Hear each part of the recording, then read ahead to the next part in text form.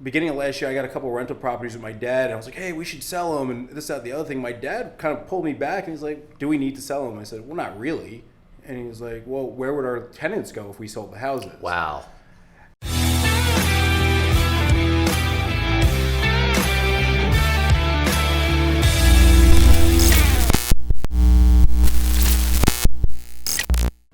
Welcome to Crowning Connections with Rob Clemons. It is an exciting day in Myrtle Beach, South Carolina, as usual, and I have got the pleasure today of meeting with none other than Joe Scaturro from Keller Williams. Welcome to the show, Joe. Appreciate you, brother, man. Man, it's good to have you over here. You know, you've been doing a lot of good stuff in Myrtle Beach over the years, and one of the ways that I got to know you was a little bit about the leadership Grand Strand, and so we're going to talk about that in a little bit, but I'd like to talk about the market with you, Sure. You know, what's happening in the Myrtle Beach real estate, what's going on out there, and just have a little bit of fun with this. All right? Yeah, for sure. Yeah, sounds good. So, well, let's start off with a little bit about you. Tell the listeners what you've been up to and how you got here. Yeah, I am one of those invading northerners, right? I came down in I've heard about you guys. Oh God, I'm sorry. So I decided back in 2019 that I was going to move to Myrtle.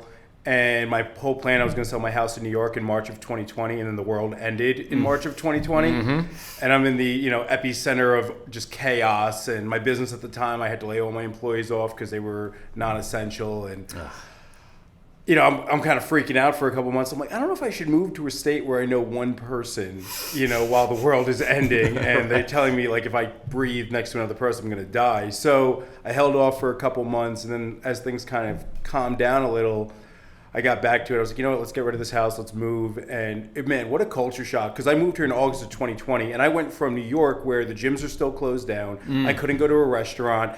I couldn't see my mother, right? And I get here and the gyms are open and they're like, hey, you want a hug? Yeah, absolutely. So that was just kind of a whole whirlwind of a thing. And I moved here with I had a business at the time that was mostly online. I sold all my stuff in New York, and I slept on my buddy's couch for a couple of weeks while I was finding an apartment. Wow. And then, and I'm surprised you're not still sitting on his couch. It's kind of hard to find an apartment around here, right? What's crazy is you don't have to go back that far, because in 2021, the beginning of it, there were still apartment complexes giving out free rent for a month, and all just March of 2021, not even 2-3 years ago. This is almost a year ago at this point.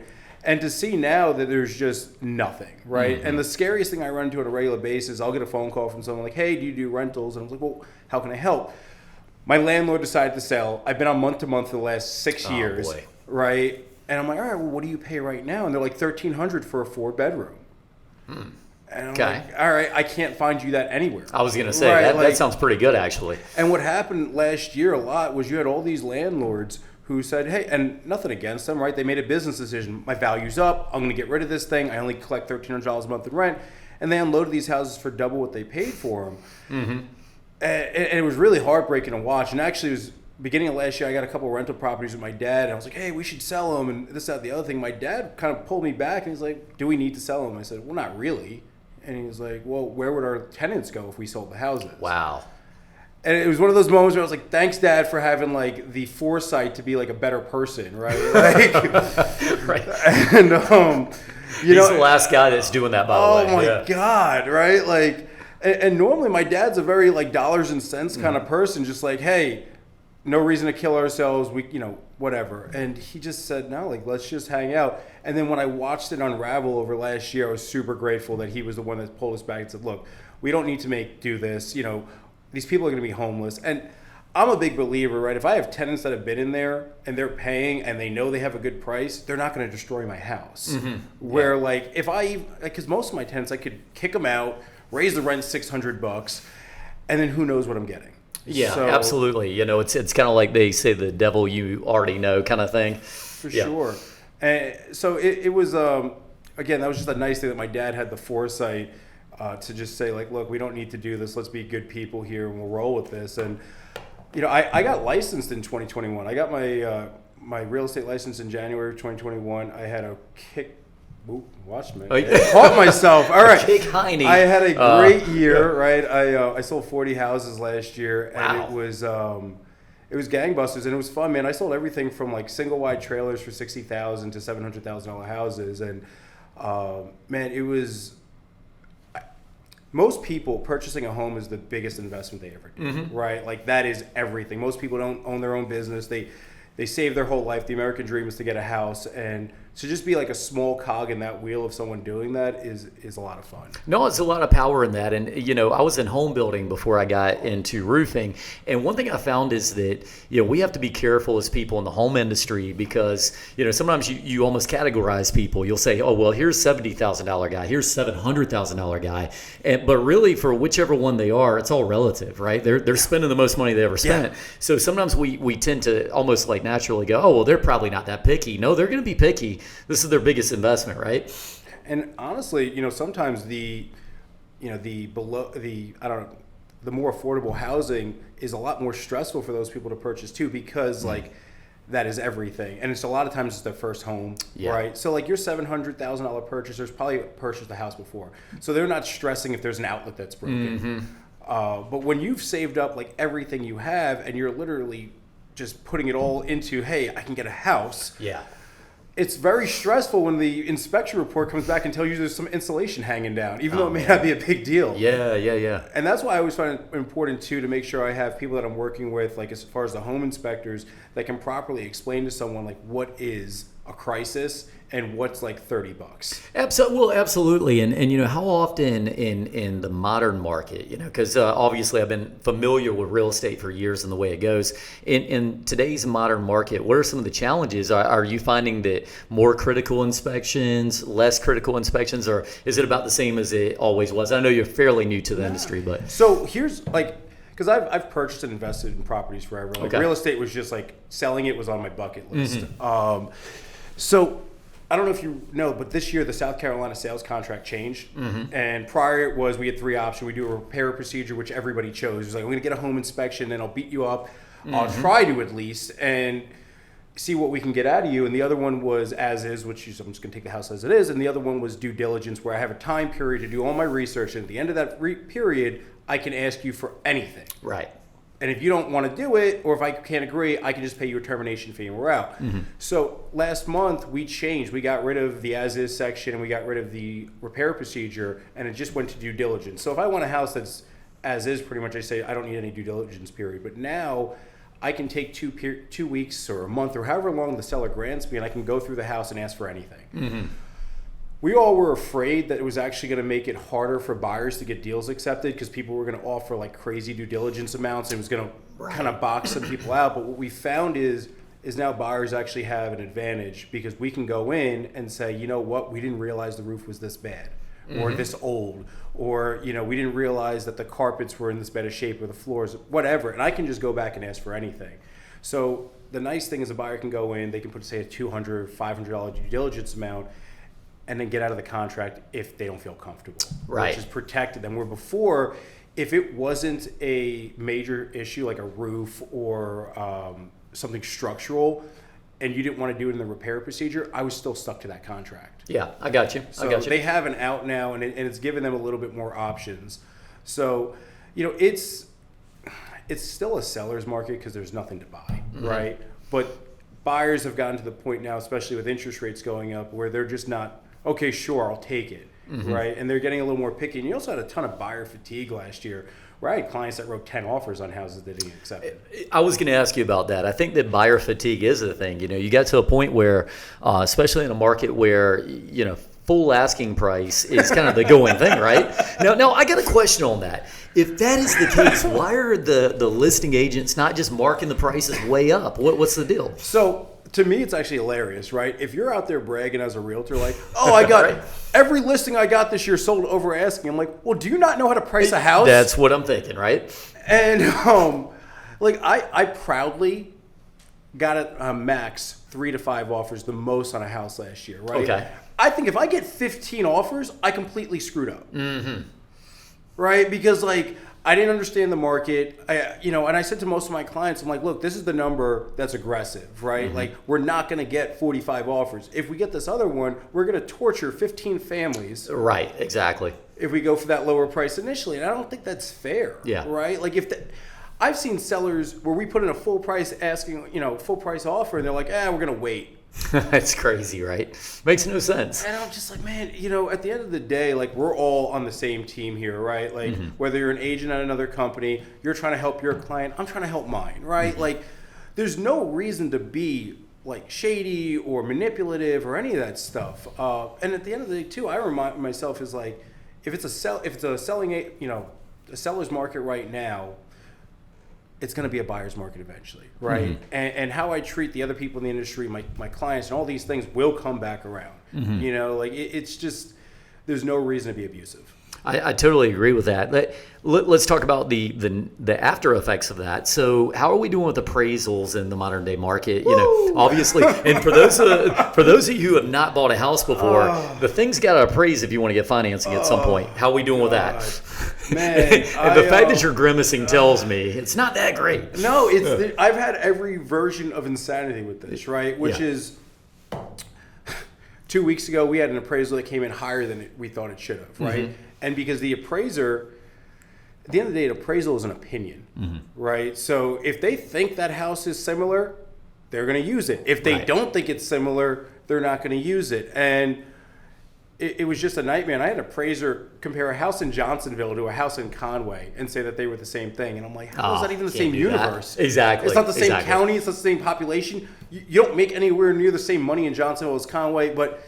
And then I had one yesterday that actually came in $13,000 short. And the reason it came in short was this house was recently renovated. It is far nicer than everything that's sold in the neighborhood. This neighborhood just hasn't turned over yet. Right. So when the next houses start selling in there, they're going to be redone at this point, and you're going to get that price. In this case, we actually made it work, right? Like the seller was another agent, and I'm friends with him, and that's how we actually found the house to begin with. I was like, what can you do? He came down $5,000. I threw in $2,000. My lender threw in $2,000, and the buyer came up with another, to make the rest. And the reason she did it is, at the end of the day, she's getting this house for $320. There's nothing better than it, even though it didn't appraise. Yeah, fair enough. Right. So, like I said to her, like, we got outbid on 10 houses. I mean, we can go look at other stuff, but do you think for this extra $4,500 you'd have to come up with right now, we could find something better? She goes, no. Yeah, no, you got to be realistic. Well, what's your average client looking like right now? Now, and again, we're in Myrtle Beach, but I mean, as far as age-wise and, what is it looking like? Because we keep hearing the younger crowds can't really get houses right now. They don't have the money to put down for the down payment and such. I mean, what are you seeing coming through your doors? You sold 40 homes last year. How many of those were Gen Zers? Man, not a lot, right? It's a lot of, I'd say 30 and over, right? Like, which is crazy to me because in Long Island, if you buy a house under the age of 30, you're a unicorn. Right, exactly. Right? And like the average sale price in Long Island is like $500,000 now. You get like a 1-bedroom apartment for that, right? And it's 60 years old and your property taxes are 20%. Right, exactly. So here, like, I get told, like, look, 5 years ago I could get a house for $150. I can't even wrap my head around that, right? Because like you can't buy a co-op in Long Island for that. So, right. But yeah, the thing though is over the last year, one of the hardest things was to get approved was FHA loans, and that's a lot of times your first-time home buyers. They're putting down 3.5% because the market was so competitive, and you had all these people coming in with cash, and the interest rates were low, and all this stuff. So I really see like this year being a chance for those people who last year got outbid a lot, where people are a little bit more reluctant to go crazy on a bid and all these other things, to have an opportunity to get some of those houses for those younger people. Okay. Yeah, that makes sense. So as far as being a new agent in this market, what would you say was your biggest hurdle? Because obviously if you came in and sold that many homes that quickly, most agents tell me it takes them a little while to build a pipeline, right? I mean, how did you do this? Just what tricks do you have? So my tricks are, I've been in sales for probably 14 years. Okay. Just know how to talk to people and things. I did door-to-door sales for like a decade. Oh, geez. Yeah, and I loved it, and I still love it. Well, now hold on. Before we even go any further, tell me how that, what's the key to good door-to-door sales? Because a lot of times it works like this. Look, I hire guys all the time. I ask them to do door-to-door sales, and they're like ready to go take on the world. First time you go and you get the door slammed in your face, it's like, this isn't that fun. Yeah. What's the deal? You got to be a little crazy. Yeah, right? yeah. And I sold cable on Long Island. Right, so I'm knocking on doors and people are telling me all sorts of things about my mother, right? You know what I mean? Right. How great she is. Yeah, exactly. Yeah, okay, gotcha. And but like it's funny is I thought about this morning when I was thinking about the podcast. Is The guy who got me into it was a friend of mine, Chris, and today's his birthday. It was okay. I texted him. I was like, man, I was actually thinking about you this morning. So like, just awesome. But he was making all this money. He told me. And I don't know about you, but I have a friend he was my friend that was like the storyteller, that he always had some crazy thing that happened that he did, or like he went to a bar and he beat up three guys. And I mean, this is gonna be a bad story for a second. No, I correct. No, he beat up like three guys, Yeah. and then he would say something like, Joe, you remember you were there. You met that really hot girl, right? Like he'll add you to the story and make you sound good so you'd agree with it. Gotcha. So when he told me about this job that he was making all this money, I was like, yeah, right, Chris, right? So I came in and I still remember when I got my first paycheck, I called him up. I was like, hey, dude, is this for a week or every 2 weeks? He goes, it's for the week. And I'm like, are you sure? Like he'd been working there for 6 months. Right. And it was like $800 and I worked for like 4 days and I made like 10 sales, whatever it was. Mm-hmm. But like that started, and it was a company where they pushed self-development, right? And they were like, read books, you're stupid. And I'm like, okay, right? And I was dumb enough to listen, right? Right. So, and then it just started. I worked for a couple of different companies. A lot of the cable companies would sub out their sales teams, and eventually I ended up managing one, and I had about 250 people running around for me in New York City for about 2 or 3 years for Time Warner. And I love door-to-door, right, and straight commission, because you can take anybody and change their life. Yeah, absolutely. Right, like you don't need to be that smart. You don't need to be, super charismatic. Like if you just follow a script and you work the way we tell you to, you'll completely change your life in a month. And like I know it's the same thing with you guys with your canvassers, and it's just that's why I always had like this passion for straight commission. I'm like, you can just change overnight. What do you think is the thing with salespeople that makes them not successful with door to door? And I want to go there because Sure. like you see a lot of people don't have success with it. What kind of percentage of success should you expect if you're good at door to door? I mean, 1 out of 10 houses. Well, like with us, when we sold cable, I'd always say to someone, if I give you 1,000 leads a week and 990 people tell you to go jump off a bridge, right, and 10 say yes, you make $2,000. Can you deal with 990 rejections? Yeah, Right, and like right. it's not even about like the knocking doors. It's can you say keep it right sized, right? Like that. They weren't saying no to you as a human being. They were saying no to your product, right? Like, and I'm not my product. I'm me. I'm a different person. I leave. That has nothing to do with me. If you didn't like my cable company, okay. Yeah, right? it's like don't take it personally. That's trick one, right? That's the main thing. Yeah. And that's like everything. Yeah, right? absolutely. And I do a lot of farming where I'm knocking on doors and like I get people like, I don't want to sell my house. And I'm like, can't we be friends? Right?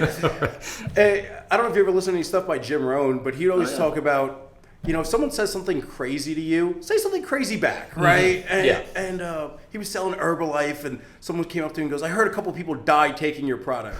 And he goes, not that many, right? Like, right. He's like, the guy said something stupid. I said something stupid back. I didn't take it personal. But I think the problem with why people it's a lot of ego, right? And if I can take me out of it and realizing I'm just another bozo on the bus, right? Like, you didn't say no to Joe Scaturro. You said no to some random guy that knocked on your door. I probably would have did the same thing. If my fiance said, hey, there's some guy at the door, should I answer? I'm going to say, no, you're 106 pounds, stay inside. Yeah, right, exactly. So I never took it as like this big shot at me. And the more audiobooks I listened to, the more books I read, the more it just got ingrained in me that like, if I can just put myself aside, show up and try to help, instead of try to make a sale. I think that gets missed too often. I want to help somebody. I actually want to connect the dots. I think a lot of times people maybe they just don't actually believe in what they're doing enough, or they haven't considered what they're doing. So that's a big part. Well, that's it, right? Like if you don't believe in your product, it doesn't matter what how great of a salesperson you are. And I've quit sales jobs where I'm like, no, this company's trash, right? Like they lie to customers. I worked in the automotive industry, and most people don't realize when you go get your car fixed at the dealership, that guy at the counter who's there to help you is trying to sell you stuff. Oh, yeah. And when I saw how that industry worked and how it was so much about like how many dollars we can get out of every car, and I was like, but does the car need this maintenance? Well, that's what the book says. I'm like, but does it need it? Right, exactly. Like, and that's what I remember quitting there. My boss was like, you'll never make more money than this. And I'm like, cool. I don't care. Like, I just can't love do it. this. I love that tactic by bosses. You know, it's that last final shot on your way out. You know, oh, this is the best job you'll ever have. It's like, And you know what, man? Like, I'm willing to bet on me that it isn't. Absolutely, Right? absolutely. And I always crack up when people just say, "Oh no, it's a good job." Right? I lost a job and I'm broke as heck, and I'm living at my dad's house in Florida, and I applied for this other job and they offered it to me, and it was substantially less than the year I had made prior, right? And I remember I said this prayer and I was like, God, right? Like, if this is what I'm supposed to do, if I'm supposed to humble myself and take this, I'm cool with it. But if it's not, let me know, right? Yeah, and yeah. the next day I get a phone call from a business associate, and long story short, he offers me like another like venture that has no guarantees and all this stuff. So I do what any sane person would do, is I lie to my parents and told me that they offered the job to someone else, and I went and chased this other thing. But I go back to that, I'm like, man, like, I was 24, right? Like, why shouldn't I be betting on myself at that point? Yeah, absolutely. Funny thing is, both my parents still don't know that. So, like, unless they Oh listen God. Oh, we're gonna send a copy of this to your parents.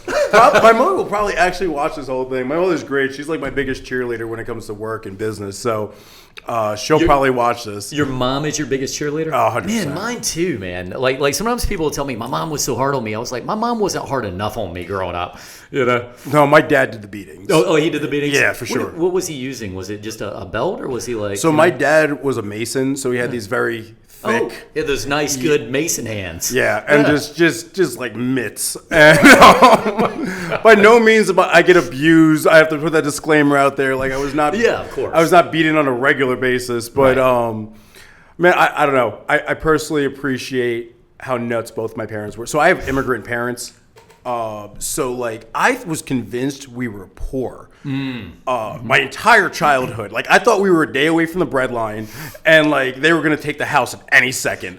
Were you standing outside a building saying, "Please, might I have another"? Were you like, was it that level? Or? That's like, at least that's what I thought I had to do, right? Like, Gotcha. so and again, like, my dad grew up dead broke, right? Like, he immigrated here when he was 8, and by 13 he was supporting him and my grandfather, right? And my mother's father traveled to Uruguay to work, from like Sicily to Uruguay. Like, they were, oh, there's work there, we'll go to South America, right? Like, just some crazy stuff. That's why I cracked up when my family was like, "You're moving to South Carolina?" I'm like, it's the same country, right? Like, it's just, you guys went across the ocean, I'm going like 12 hours away. 4 states down, or something like that. It's not that bad. But I remember I was like 13, and my parents bought a brand new car. It was this Nissan Max. It was 99, gold, fully loaded. Whoa.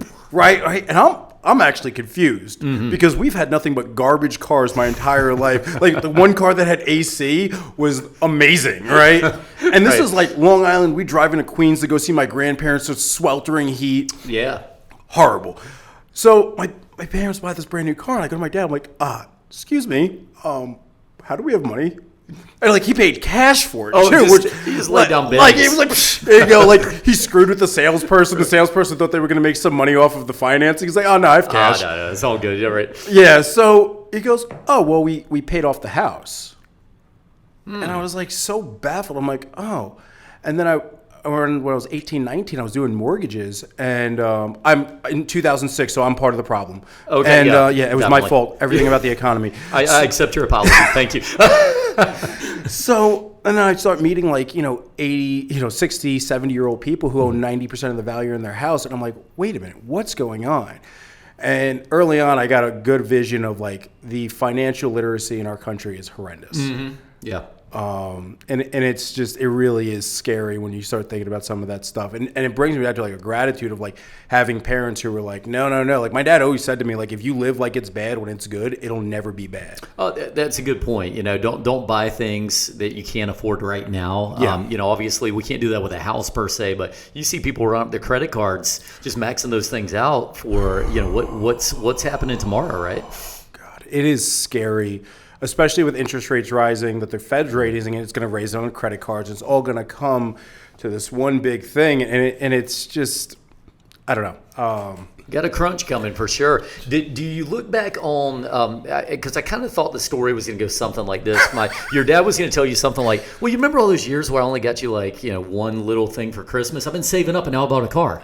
No, my dad was not going to make it like that he was doing this for us that it was why this all came to. My dad was very like, still is. I don't need to explain things to you.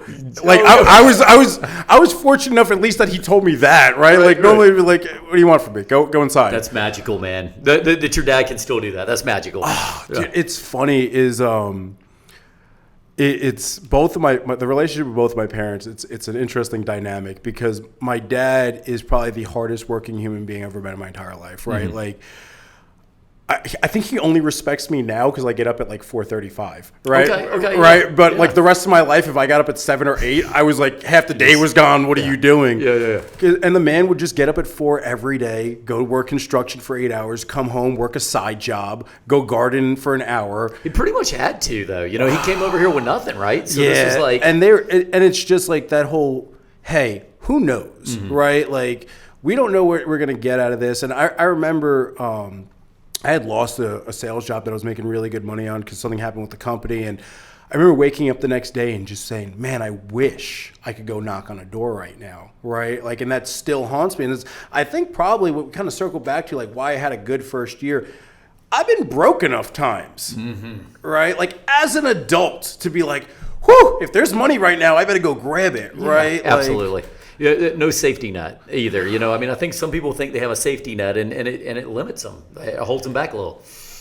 Well, what would you say? Let me ask you this. So if you could go back and tell yourself at 18 something, what would that advice be? Oh, man. Dude, be nicer to yourself, right? Like nicer to yourself, okay. I don't think I really understood, especially like high school, those years, that how much I actually had to offer the world, right? Mm-hmm. And or even just like, I don't want to be like grandiose about like I can do all these things, but man, I grew up again like immigrant parents who didn't know how to dress me, right? So I got picked on. I was a fat kid. I had really bad hygiene, right? Like I remember being like, excuse me, can we get me some deodorant? So and like I had Bell's palsy in second grade, so I had nerve damage on the left side of my face. Kids are mean. Oh, kids are brutal, man, especially that age. So I got tortured growing up. So like I didn't really have a lot of self-esteem, and I thought that like all those things were me, right? Mm-hmm. Like how people treated me, and I took them as internalized them. And man, I think it's part of the reason as like an adult, I can not internalize them as much, right? I think we still do. I'm not perfect. Like I still have days where I'm like, man, I'm a loser, but whoa, and I reel it back in because like my self-talk just goes in this weird direction. But I would really just tell myself to just like lean into things more, mm-hmm. right? Like don't be so afraid to be out there. And I was convinced up until probably a couple of years ago that I was an introvert, mm-hmm. right? And it was more of that, like, I had so many negative experiences early on with people that I thought the best way to live was just to pull it back in, mm-hmm. right? And, man, at the end of the day, I'm miserable without relationships. Yeah, absolutely. So you found yourself, and I find this interesting. So it was in the last couple of years you figured out that you were kind of more extroverted than introverted? Or? Man, so I'll say it's probably the last couple of years, but I've had like the last decade, my friends be like, dude, you're an extrovert. You just don't. And I'm like, no. I really like, but it's, I don't know. I'm also one of those people that if I do a bunch of social stuff like 2-3 days in a row, I need to not talk to anybody. You're tired. Right? Yeah, I did a bunch of stuff from Friday to Sunday this weekend. Monday, I got to my office. I'm like, I'm supposed to like cold call now, right? Like, I'm like calling people like, "Hi, you don't want this, right? All right, next call. Just to get through. Off the phone, right? Just get through my list." And one thing I do want to jump into while we have a little time. You mentioned things about books. You mentioned Jim Rohn.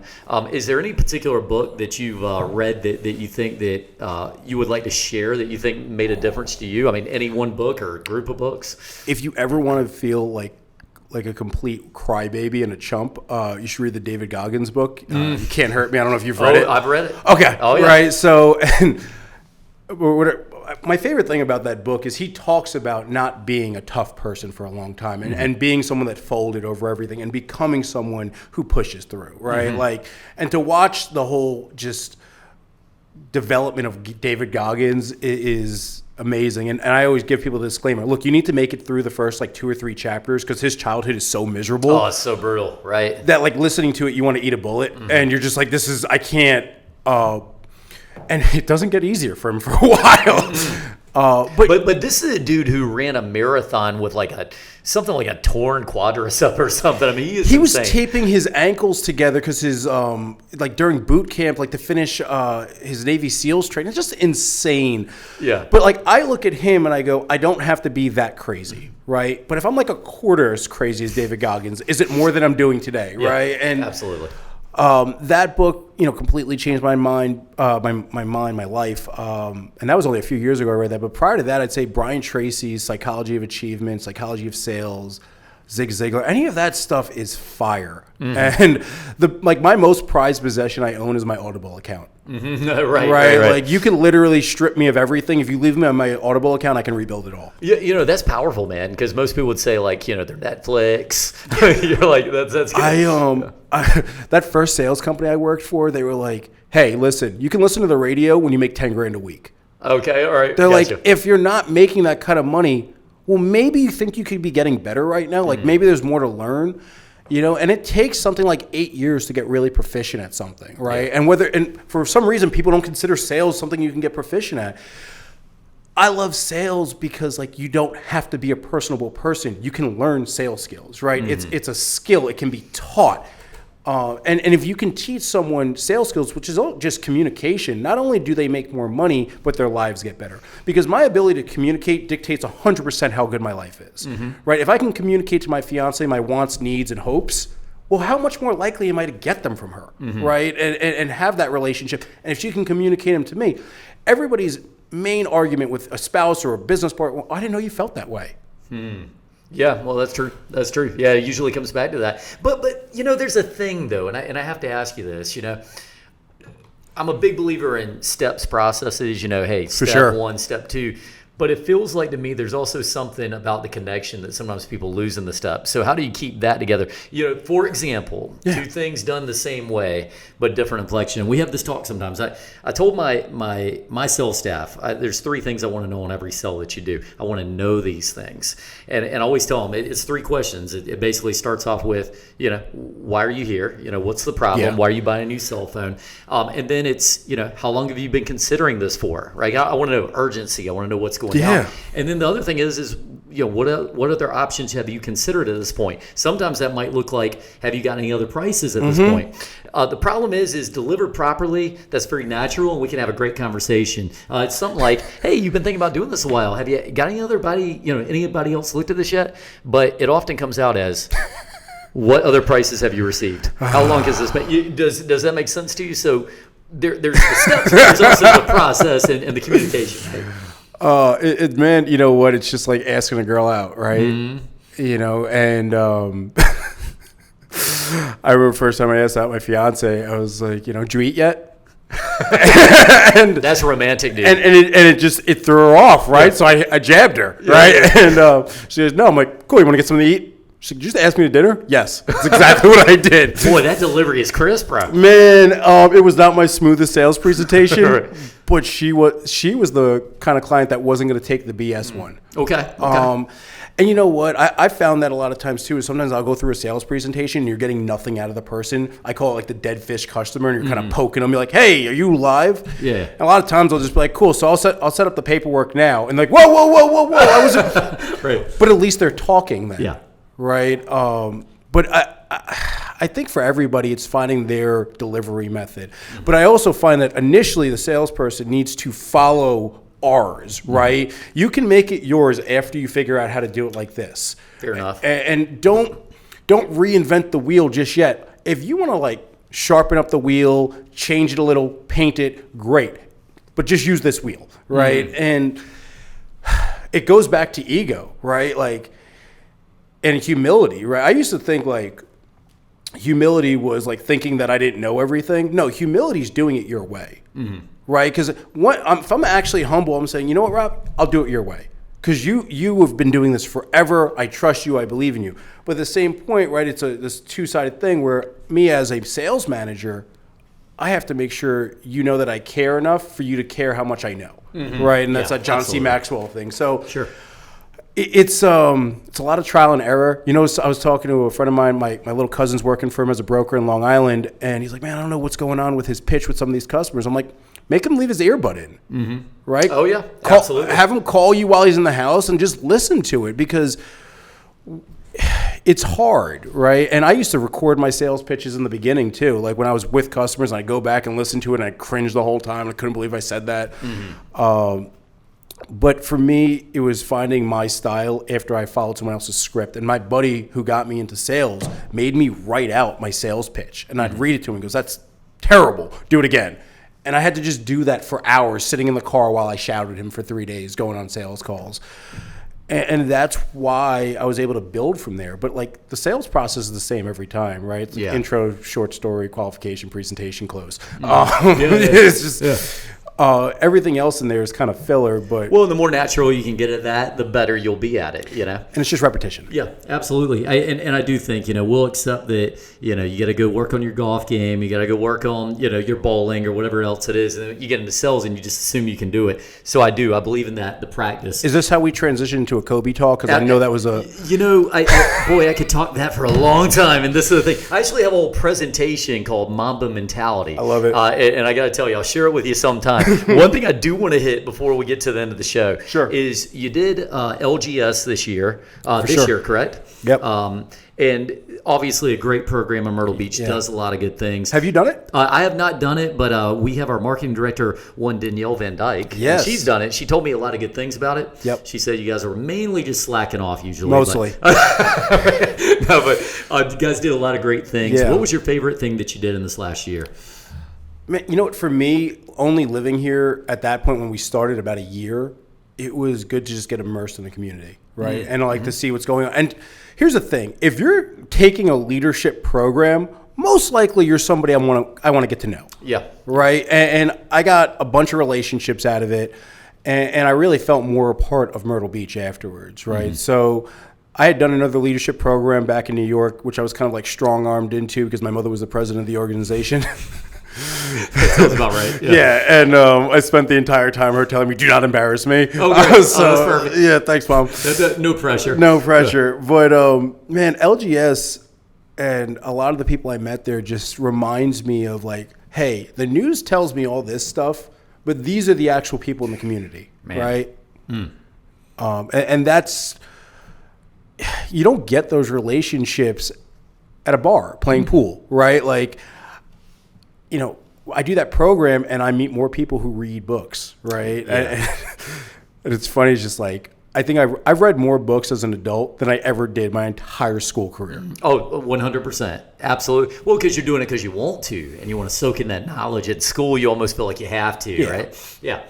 So it's just funny, but I want to be around like-minded people, right? I want to be around people who like want a better community, are willing to go do stuff like paint this ridiculous 120-foot wide mural that we did. Which part did you do? Because I know what Danielle did. What did you do? I think I spilled paint. Oh yeah. I saw some tulips or something. Yeah, no. Okay. I explained to them very early on, if you want finished work, you got the wrong guy. Right. I volunteered to pay someone to power wash the place after we finished. Are you more of a Jackson Pollock kind of a guy? Something like that? You know, one of those deals? Yeah, you don't know. Like, I called my fiance and I was like, hey, I'm over at the mural. She goes, they know you can't paint, right? Like, boy, you got a whole you know, you surround yourself with supporters, your mom and fiance. Sounds like a lot of really encouragement there. Yeah. God. She actually before she actually hits me later. No.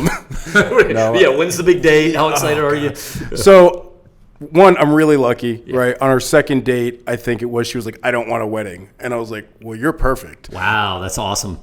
So that's awesome. We're pretty much going to get a piece of paper signed the day before we move into our house. Okay. And she's the love of my life. I moved 900 miles south to Myrtle Beach, and I met an Italian girl from Long Island. Wow, that's crazy. And I was like, hey, I think I'm supposed to marry you. She's like, excuse me? I'm like, I'm Joe. And that smooth line, man. I hope guys wrote that down. Yeah, no, Did you eat? the real. Did I get it right? Did you eat? Did you eat? Okay, gotcha. The real story was I first met her, forgot how to talk, and ran away. And That's endearing, though. Yeah, and then for the next 2 days, stared out my window because we lived in the same apartment complex, hoping to see her again. Ran outside, real creepy, like with my dog. Oh, hey! And just very natural. Oh, God, it was so forced and terrible. I'm so lucky that she gave me a chance. So he's Joe Scaturro. He has dating tips, real estate tips. Had a hard close for a first date. How to hard close? Did you eat? That's the one I wrote down here. Oh, God. Oh, that's awesome. I sound like such a stereotypical Italian person when you repeat it back to me. It sounded good, though, man. Out of your mouth, I could never make that work myself. But my line with my wife was not much smoother, so don't worry about that. Well, that's another conversation. Joe, it's been good talking with you today, my friend. Appreciate having you on the show. He is Joe Scaturro with Keller Williams. If you need real estate, come to this guy. He definitely knows what he's doing. And, man, I appreciate having you on the show. It was awesome, Rob. Thank you. All right. Appreciate you, brother. And this is Rob Clemons. We're signing out with Crowning Connections. We'll see you next time.